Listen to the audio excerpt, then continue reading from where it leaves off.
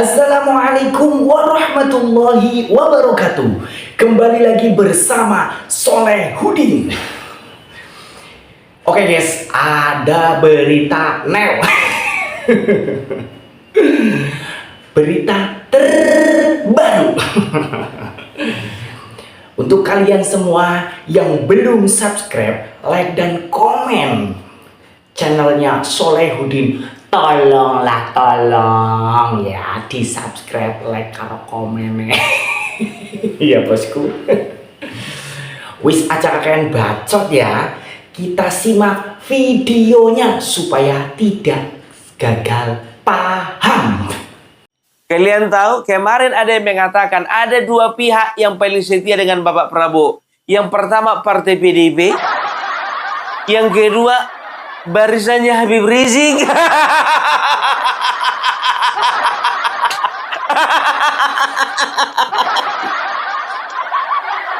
Yang ngomong siapa sih?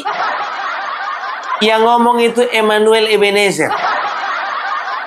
Siapa sih dia opung Parabela? Dia itu mantan wakil menteri tenaga kerja. Sekarang dia lagi ada di mana opung Parabela? Lagi ada di penjara. Kasus apa opung Parabela? Kasus korupsi. Sejak kapan kata-katanya koruptor bisa dipercaya? Hah? Siapa yang bisa mempercayai kata-katanya koruptor? Dasare opo? Hah? Betul, pada saat ini PDIP adalah partai oposisi. Betul, pada saat ini PDIP adalah partai penyeimbang ya. Tapi apakah betul bahwasanya PDIP adalah partai yang paling setia? Dengan Bapak Prabowo yang lain partai, sedangkan nama Bapak Joko Widodo ditendang. Bapak Joko Widodo ditendang, gak setia dengan presiden 2 periode. Apalagi sama Bapak Prabowo yang baru jadi presiden lain partai pula.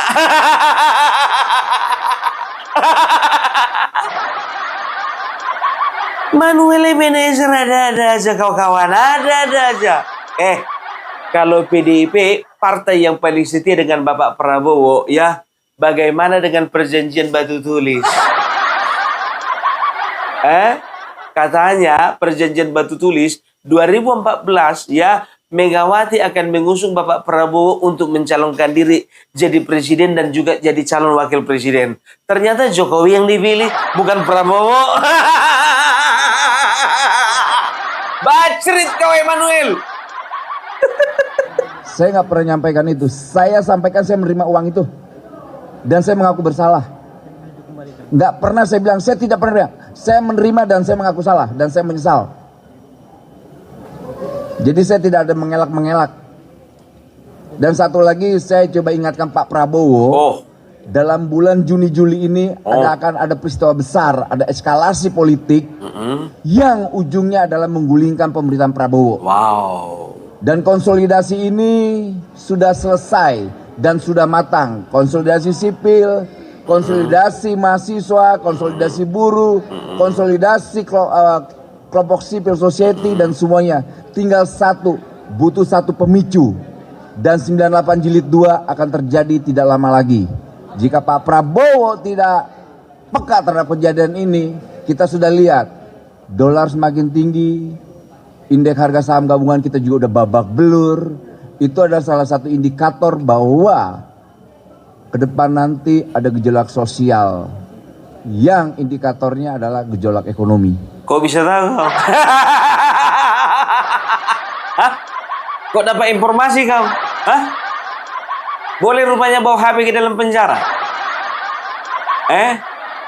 Ini eskalasi politik ini dari kaum nelayan, kaum petani, mahasiswa, kaum buruh. Sebentar dulu. Kalau kaum buruh kayaknya udah diamankan deh. Itu salah satu pentolannya itu jadi Menteri Lingkungan Hidup.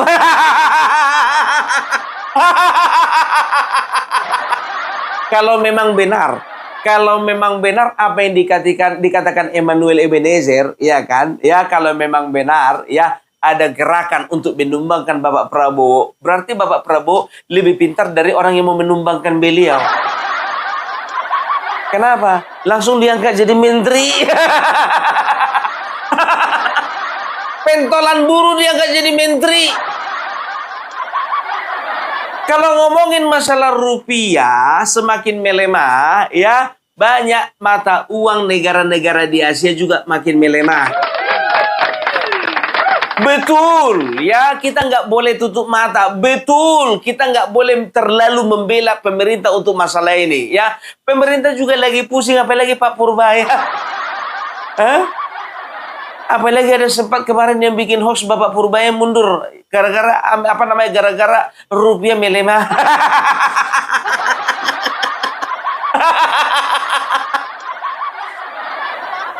Ada gejolak nanti bulan Juni sama bulan Juli katanya. Lebih hebat kawan ini daripada JK. JK katanya bulan Agustus. Dia bilang katanya ada gejolak bulan Juni. Duluan gejolaknya menurut dia 2 bulan lebih cepat daripada gejolak yang dibilang Yusuf Kala.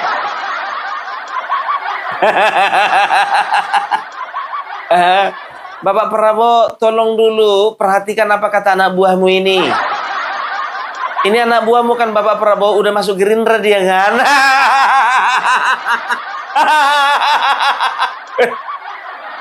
Gak boleh kayak gitu, Pung Parabela. Dia itu pengikut Bapak Jokowi Widodo. Ya walaupun di awalnya, sekarang dia bukan Jokowi mania lagi, dia Prabowo mania. Anak buah Bapak Prabowo mencalonkan diri bukan dari partai PSI, dari partai Gerindra.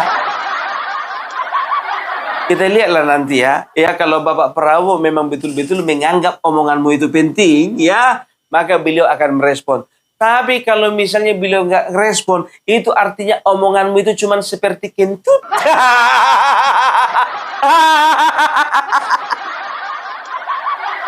Aduh, tapi aku perlu curiga ini, ya.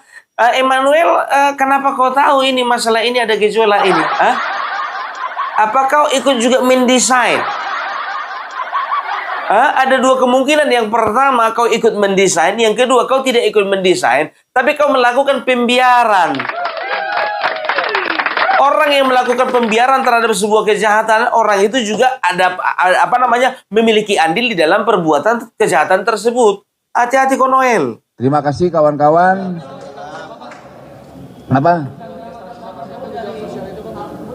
Pertama, Pak Prabowo harus mampu mencari kawan yang strategis dan kawan loyal. Pertama, kawan loyal dan partai loyal adalah partai PDIP. Kedua, barisan Habib Rizik yang hari ini luar biasa punya loyalitas kepemimpinannya dan PDIP juga punya loyalitas ideologis. Jangan cari partai yang kesana kesini dan jangan cari kawan yang hanya orientasi nyari jabatan. Di wilayahnya Habib Rizik, pantaslah kemarin dia biar tahu kalian, dipecat jadi komisaris gara-gara membela Habib Rizik. Dibelanya si Munarman biar tahu kalian sekretaris umum FPI. Munarman ini biar tahu kalian, dia ditangkap kemarin itu gara-gara terlibat kasus terorisme. Dibelanya si Munarman ini nggak tahu aku dasar perkawanan mereka, ya entah apa dasar perkawanan mereka nggak tahu. Tapi gara-gara dia membela Munarman, ya sang pelaku terorisme, dipecat dia jadi komisaris.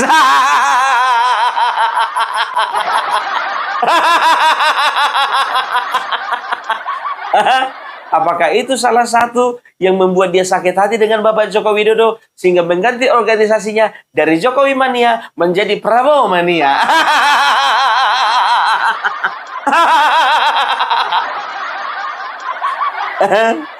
Tahu kalian ya kenapa ya? Ini ya. Ini dia Noel pernah membela Munarman ya. Nanti aku kasih tahu Munarman itu siapa. Nih, dengar. Kalau Munarman dicap teroris, berapa banyak gereja yang dibakar dia dan dibom? Tidak ada satupun. Kita bisa buktikan. Pertama, Munarman pernah mengutuk aksi terorisme peledakan bom di Surabaya. Kedua, Munarman mendukung namanya pembangunan gereja di Cinere. Munarman kenal saya pendukung Ahok. Saya pendukung Jokowi. Dia tahu rumah saya berdiskusi dengan dia. Nggak ada yang terluka. Ya artinya apa? Tuduhan terhadap Munarman sebagai teroris di sini bisa kita buktikan bahwa beliau bukan teroris. Dia aktivis pro demokrasi, dia punya pandangan, yaitu hak dia. Jangan pandangan seseorang dikriminalkan, itu tidak baik buat demokrasi. Ini bukan era Orde Baru. Ini eranya Jokowi, semua punya hak untuk menyampaikan pandangannya dan itu dilindungi oleh konstitusi. Iya, saking punya haknya kebablasan. Kebablasan, semuanya merasa punya hak. Ya kan? Nah, tahu kalian ya, ini nih, ini buktinya Munarman yang dibela sama si Noel itu ya, itu adalah pelaku daripada tindakan terorisme. Karena apa? Dia ikut melantik, dia ikut baiat ya orang-orang FPI yang mau diberangkatkan menjadi anggota ISIS. Di Jakarta, di Makassar, di beberapa tempat lainnya. Allah, banyak kali gayamu. Pemirsa, mantan Sekretaris Umum Dilihat. FPI Munarman dituntut 8 tahun penjara dalam kasus dugaan terorisme. Munarman diduga terlibat terorisme karena menghadiri sejumlah acara pembantaian ISIS. Deklarasi dukungan kepada ISIS. Munarman dituntut 8 tahun penjara oleh Jaksa Penuntut Umum Senin siang dalam sidang online di PN Jakarta Timur. Tuntutan telah dikurangi masa penahanan terdakwa. Menurut Jaksa, hal yang memberatkan karena Munarman tak mendukung pemerintah dalam memberantas terorisme serta pernah dihukum dan tidak menyesali perbuatannya.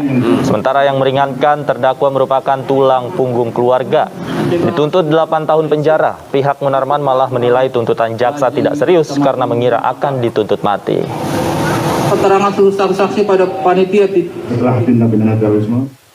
Bayangkan kalian ya, katanya jaksa main-main, kenapa nggak dihukum mati aja?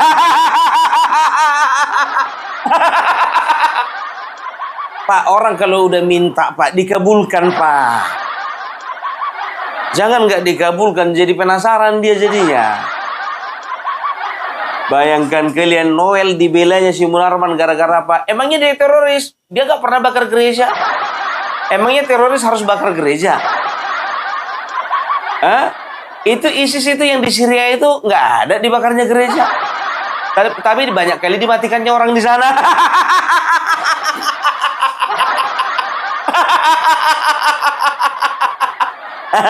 Noel ya. Nih, ini penangkapannya Munarman. Lihat ini. Ini tidak sesuai hukum ini. Ini harusnya ya. Udah Pak, nanti aja. Saya pakai sendal, Nggak usah.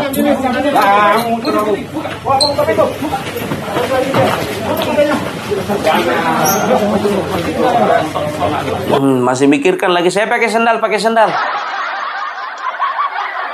Maunya kau itu ada lihat CCTV. Oh, ada tentara. Oh, ada Densus 88. Oh, ada aparat keamanan. Udah siap-siapkin kau pakai sepatu. Masa udah mau ditangkap saya pakai sendal, masih nyari-nyari sendal. Hah? Dan tahu kalian, siapakah Munarman ini? Ya, kenapa harus ada kaitannya ya dengan yang namanya si Noel? Ternyata biar tahu kalian, sekarang kuasa hukumnya si Noel itu namanya Munarman. Makanya si Noel ini mengatakan bahwasannya yang paling loyal dengan Bapak Prabowo ya adalah barisannya Habib Rizik. Munarman orangnya Habib Rizik. Karena dia berteman dengan Munarman, dikatakanlah bahwasanya barisannya Habib Rizik adalah paling loyal. Semakin diperkuat, Munarman ini menjadi kuasa hukumnya si Noel. Alah, Noel, perhatikan ini.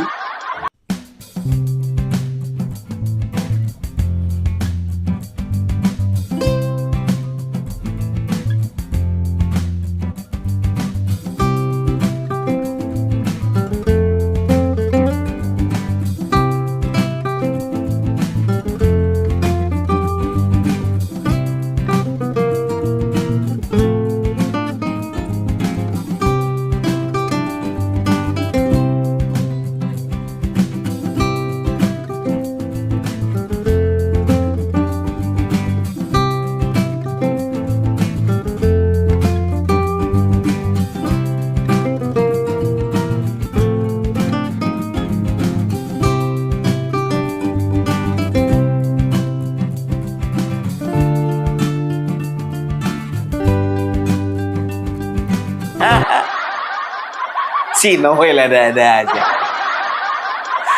Dan tahu kalian tahun 2022, 2021 dan 2022 ya, Noel ini kemarin membela Munarman, dia dipecat dia jadi komisaris. Gara-gara belain si Munarman dipecat dia jadi komisaris. Ini ada buktinya. Tara!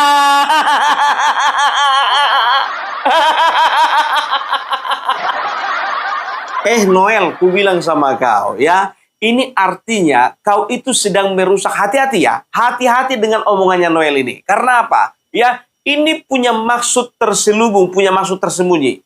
Maksud tersembunyi bukannya untuk mendukung Bapak Prabowo. Dia ini tidak sedang dalam rangka, kalau menurutku, dia ini tidak sedang dalam rangka ingin membantu Bapak Prabowo. Dia tidak sedang dalam rangka ingin mengingatkan Bapak Prabowo. Tidak. Tapi dia sedang berusaha untuk memecah belah Bapak Prabowo dengan pendukungnya, terutama dengan pendukungnya Bapak Joko Widodo. Hati-hati. Coba yang pertama, ya, dia katakan PDIP adalah partai yang paling loyal dengan Bapak Prabowo. Dari mana jalannya? Dari mana jalannya? Sedangkan Megawati mengingkari, membatalkan perjanjian, ya, batu tulis yang mengatakan bahwasanya 2014, waktu itu perjanjiannya 2009. 2009 kemarin maju Megawati dengan Prabowo. Megawati capresnya, Prabowo menjadi cawapresnya, ya. Di situ nggak tahu aku entah apa inti dari perjanjian tersebut. Apakah perjanjian tersebut ingin mengatakan tertuang di dalamnya 2009 Megawati jadi capres, Prabowo menjadi cawapres. 2014 Prabowo menjadi capres, Megawati menjadi cawapres. Ternyata ya diingkari, ya tidak mendukung Bapak Prabowo, malah mendukung kader sendiri. Itu yang dinamakan dengan setia. Terbukti 2009, 2014, mana kesetiaannya Megawati? Mana kesetiaannya PDIP? Nggak berdasar, nggak beralasan itu pendapatmu itu kawan. Jadi dia ini sekarang ini sedang berusaha memecah belah antara kita pemilih Bapak Prabowo dengan Bapak Prabowo sendiri. Artinya dia ingin mengarahkan Bapak Prabowo untuk mendekat kepada PDIP dan meninggalkan partai-partai pendukungnya, tokoh yang mendukungnya, dan para pendukung-pendukung yang memilih beliau. Ujung-ujungnya apa? Bapak Prabowo ya kemungkinan dia berharap Bapak Prabowo akan meninggalkan Mas Gibran, kan begitu. Dan beliau ya diharapkan untuk mengambil wakil presiden, nanti calon wakil presiden dari PDIP. Antara dua ya, mengambil calon wakil presiden dari PDIP atau dari barisan Habib Rizik. Heran aku ngelihatnya ya. Jadi memang betul-betul ya ini omongan nggak masuk akal ya, nggak masuk akal kali ya. Karena apa? Omongannya ini memang besar gitu, omong besar, ngomong doang gitu Omdo ya. Kemarin dia katakan apa? Ya, nih ada partai nih, gua kasih bocoran nih. Ada ormas tidak berkedok agama. Dan juga satu lagi partai, di dalamnya ada huruf K. Partainya huruf K. PKS ya? Kata wartawan bukan. Ntar ya. Ya, yang ada huruf K-nya. Kita dengarkan dulu.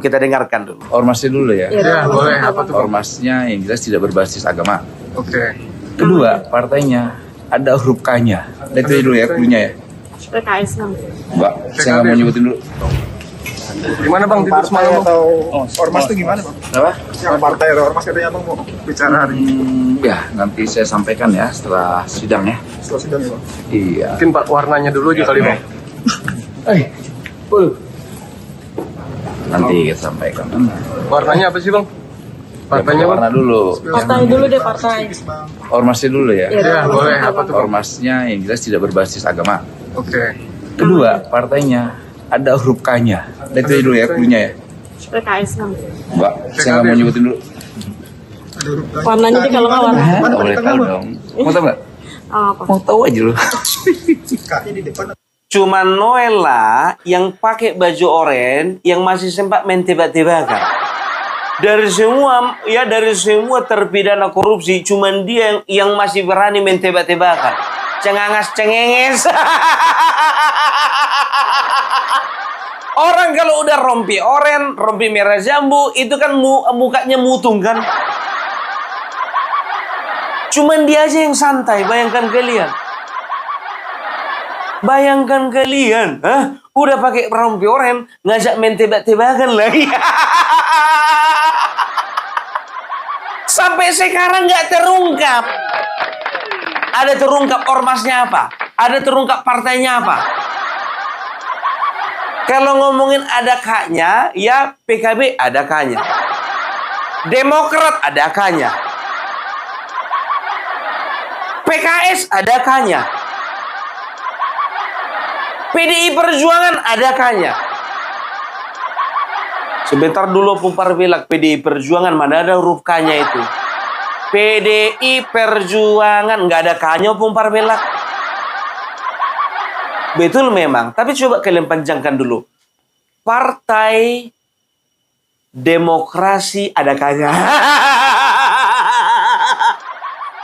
Partai Demokrasi Indonesia Perjuangan. Demokrasi ada K-nya. Sampai sekarang nggak terungkap. Jangan coba-coba pecah belah kau, ya. Baru terhadap pendukungnya Bapak Joko Widodo kan banyak tuh, ya, yang nggak suka dengan PDIP dan juga nggak suka, ya, dengan kelompoknya Habib Rizik. Ya karena apa ya? Karena kita udah tahu sendirilah, ya. Dia itu apa namanya imam besar, ya, dan juga mendirikan sebuah organisasi yang didirikan beberapa tahun langsung dibubarkan. Dan yang kedua, barisan yang paling setia kepada Bapak Prabowo adalah barisannya Habib Rizik. Setauku, barisannya Habib Rizik adalah barisannya FPI. Bukan PSI.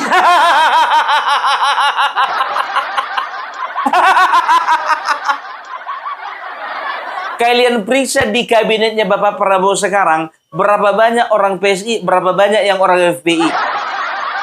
Orang FPI nggak ada. Apa alasannya orang-orang FPI bisa loyal kepada Bapak Prabowo? Sedangkan di kabinet aja nggak ada. Tidak akan pernah mereka loyal kepada orang yang tidak juga menunjukkan keloyalannya. Kalau misalnya Bapak Prabowo loyal kepada FPI, baru FPI loyal kepada Bapak Prabowo. Sekarang begini, ku tanya dulu sama kalian. Semenjak FPI dibubarkan 2020 kemarin, ya, sampai detik ini, ada nggak wacana Bapak Prabowo membatalkan pembubaran FPI? Nggak ada. Jadi Noel kau jangan mengada-ada kau pecah belah umat. 2024 jelas-jelas 2024 kader-kader daripada ex-FPI nggak ada itu yang milih Bapak Prabowo. Milihnya Anies Baswedan. Lebih masuk akal kalau dikatakan barisannya Habib Rizik lebih loyal kepada Anies Baswedan daripada kepada Bapak Prabowo. Mereka cinta kepada Anies Baswedan, nggak akan mungkin cinta kepada Bapak Prabowo. Karena apa? Bapak Prabowo ini keberlanjutan, biar tahu kalian. Keberlanjutan dari programnya Bapak Joko Widodo, keberlanjutan dari kebijakan-kebijakan Bapak Prabowo, keberlanjutan dari kabinet-kabinet Bapak Prabowo. Jadi kalau dari Bapak Jokowi, jadi kalau ada pembubaran ormas zaman Bapak Joko Widodo, di zaman Bapak Prabowo, yakin kalian dilanjutkan juga itu.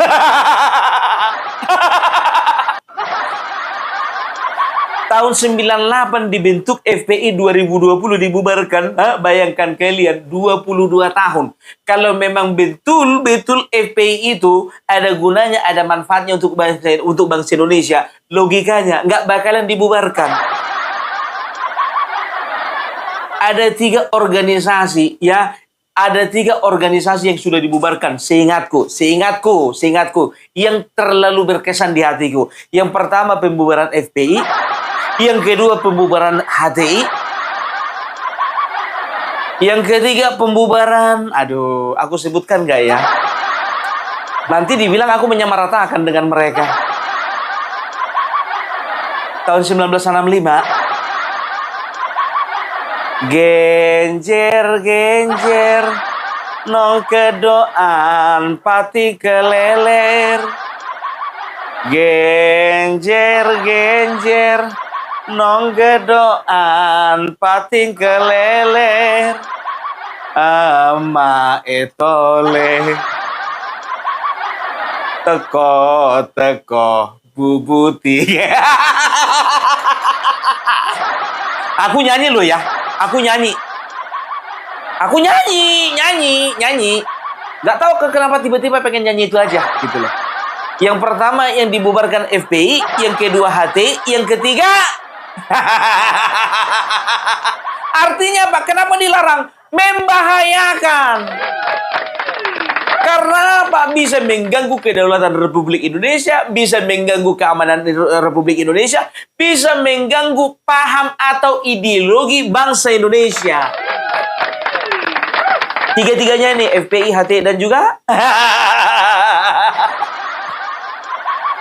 itu dia. Jadi udahlah, Noel.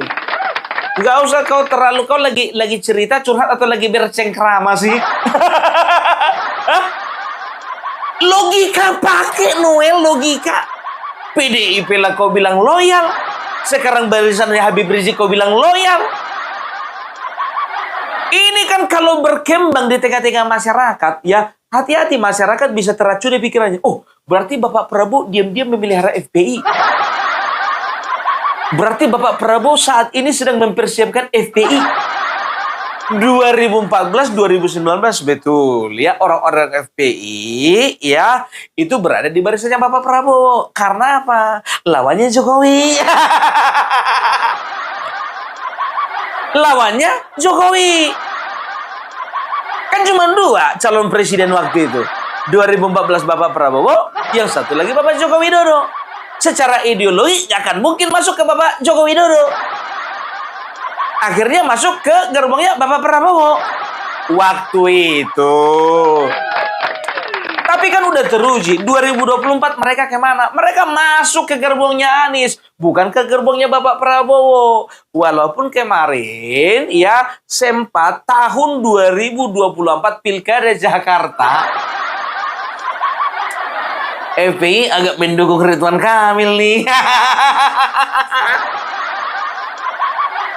Ya itu perkara lain lah. Sampai dibilang ada rekonsiliasi antara Jokowi dengan Habib Rizik. Kalau aku sih bilang nggak bakalan rekonsiliasi orang itu. Kecuali nanti kalau umurnya Habib Rizik ya itu kayak umurnya Abu Bakar Basir, itu lain cerita.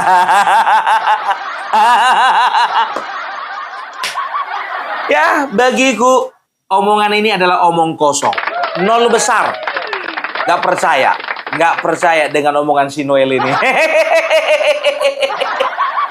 Jadi, ya, Habib Rizik sampai sekarang benci kali sama Joko Widodo. Begitu juga kader-kadernya termasuk si Munarman. Paling benci sama Joko Widodo. Nah, si Noel ini tadinya cinta dengan Joko Widodo, jadi benci sama Joko Widodo. Gara-gara dia bela Munarman, ya, makanya dia itu dipecat dari komisaris. Makanya benci dia sama Joko Widodo. Dia gantilah Jokowi mania menjadi Prabowo mania. Asal yang penting jangan kicau mania aja lah. Kicau mania.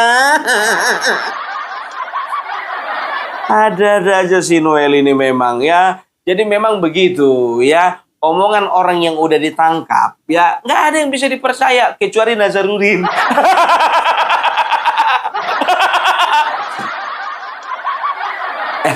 Sebentar dulu Opung Parbela. Nazarudin yang mana ini? Partai Demokrat dulu.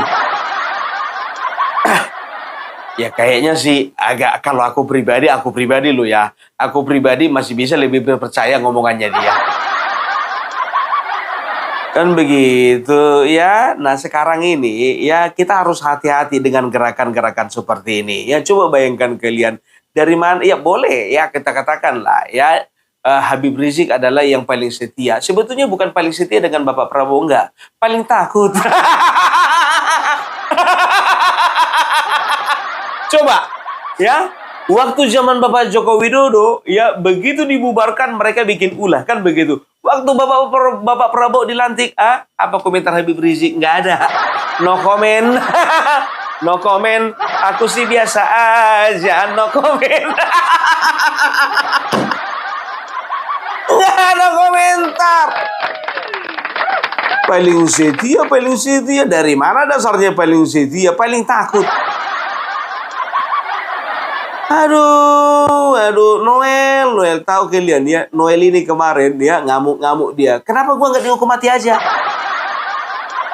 Minta dihukum mati dia. Itu hukum mati. Saya lebih rela, lebih ikhlas. Kita mau keadilan publik itu terpenting lah. Oh, Kayak saya kan sudah ngaku salah. Ya sudah, kalau seandainya saya menjadi contoh untuk pemberantasan korupsi, hukum mati aja sayanya. Itu hukum mati. Saya lebih rela, lebih ikhlas untuk apa? Pemberantasan korupsi. Jadi jangan menjadi pecundang. Kalau saya kan ngaku salah. Dari pertama saya ditangkap saya ngaku salah. Ketika menghadapi sidang pertama saya ngaku salah. Sampai detik ini saya juga mengaku salah. Tidak mau nyalain orang, nggak mau kambing hitamin orang, bilang ABCD. Udah saya salah, saya bertanggung jawab. Hukum saya. Udah itu. nggak mau mengkambing hitamkan, tapi kok kasih tiba-tiba kan? Yang terlibat ada ormas, ada partai, yang ada huruf K-nya. Udah kalau memang untuk pemberantasan korupsi, saya dihukum mati aja. Sama pula bahasa Muhammad Munarman. Begitu divonis biar tahu kalian 4,5 tahun, nggak berani dia naik banding karena apa? Kalau banding dia, ya ada kemungkinan hukumannya semakin bertambah.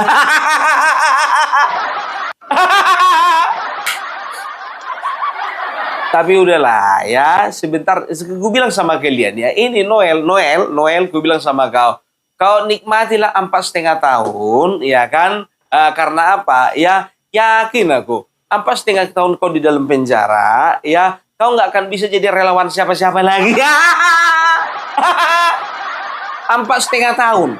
Ya kan, sekarang udah pertengahan 2026, kan begitu. Berarti kalau 2026 ya dia lewat 2030, ya kan, keluar dari penjara. Keluar dari penjara 2030 udah lewat pilpres. Udah nggak bisa lagi dapatan jatah kursi menteri. Sebentar dulu Bung Parabelak, menteri emang bisa mantan narapidana? Kalau bisa mantan narapidana menteri, aku rasa Ahok udah jadi menteri. Kayaknya mantan narapidana nggak bisa dia jadi menteri, kayaknya.